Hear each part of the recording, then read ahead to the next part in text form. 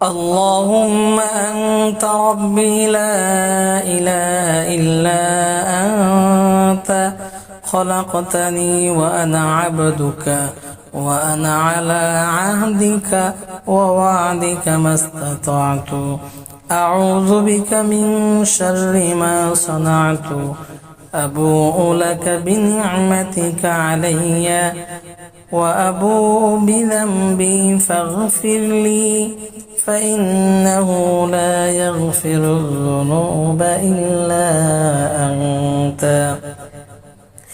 রাসূলুল্লাহ সাল্লাল্লাহু আলাইহি ওয়াসাল্লাম বলেন, যে ব্যক্তি দৃঢ় বিশ্বাসের সাথে এই দোয়া পাঠ করবে, দিনে পাঠ করে রাতে মারা গেলে কিংবা রাতে পাঠ করে দিনে মারা গেলে সে জান্নাতি হবে।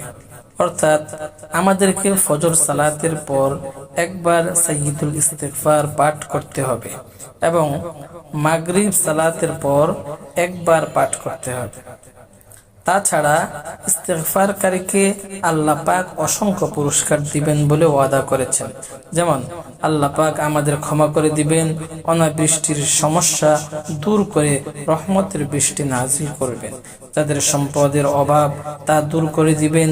অনেকেরই সন্তানহীনতার সমস্যা আছে, সম্পদ আছে কিন্তু সন্তান নেই, আল্লাহ পাক সন্তানহীনতার সমস্যা দূর করে দিবেন।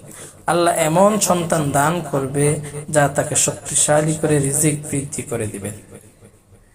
বাংলা উচ্চারণ: আল্লাহুম্মা আনতা রব্বি লা ইলাহা ইল্লা আনতা খলাকতানি ওয়া আনা আবদুকা ওয়া আনা আলা আহদিকা ওয়া ওয়াদিকা মাস্তাতাতু আউযু বিকা মিন শাররি মা সানাতু আবুউ লাকা বিনি'মাতিকা আলাইয়া ওয়া আবুউ বিযামবি ফাগফির লি ফাইন্নাহু লা ইয়াগফিরুয যুনুবা ইল্লা আনতা।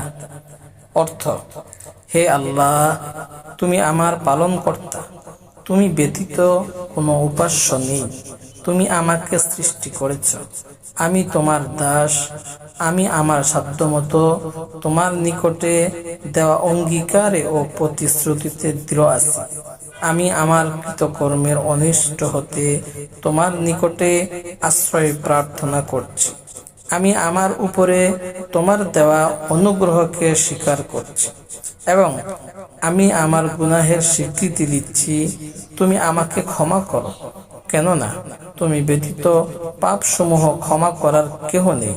সহিহ বুখারী হাদিস নং 6306, মিশকাত হাদিস নং 2335।